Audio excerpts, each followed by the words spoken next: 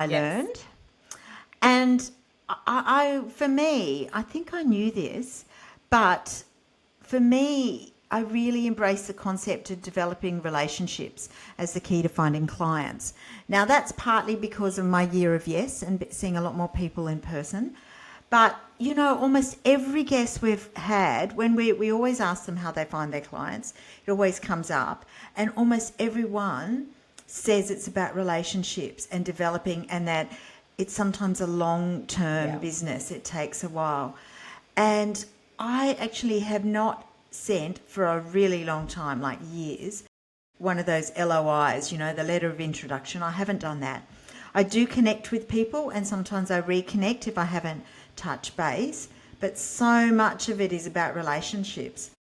And actually, in that, the other day I was re-listening, I was going back in preparation for today, listening to a few back episodes, and I listened to our episode with Teresa Edmond, and that was right at the beginning of 2025. And I think that's really interesting because, hey, Rach, we were so optimistic then. It's a really positive, exciting episode. And I think maybe at the end of the year we're a bit worn down. But she talked all about how she does her niche is content strategy. She talks a lot about offering strategy. And she says, she says it's all about securing clients through relationships. Now, I wanted to quote her, and she says, strategy is relationship based. It's difficult for some people to do this, but I start by leveraging relationships. Past clients, I ask for referrals. Go into online communities and I offer value, so I'm building relationships with people.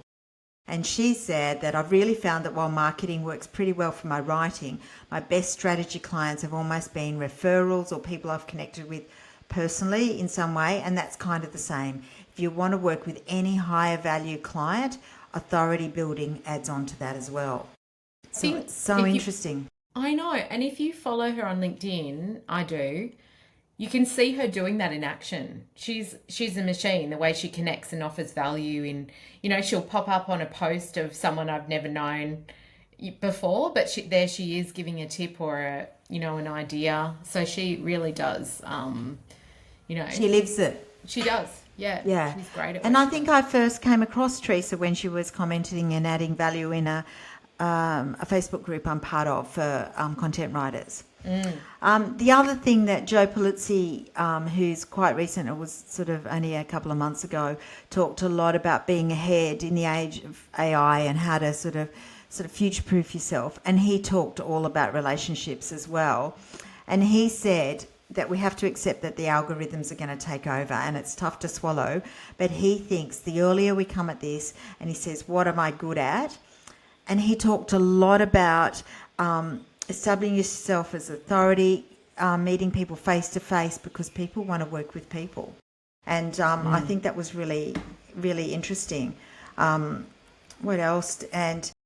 And he also talked about what you're really doing, figuring out how you can diversify those things now, and that might give yourself a chance as this AI thing happens, particularly in the next 2 or 3 years. Yeah, he was more of a recent episode and really one we recommend listening to, because there are parts of it that are quite scary and confronting. But he had a really positive, constructive take on it. Yeah. And it absolutely will give you ideas for next year for how you want to approach building those relationships. And his newsletter is amazing, and so is his book, Burn the Playbook. So really good resources from Joe.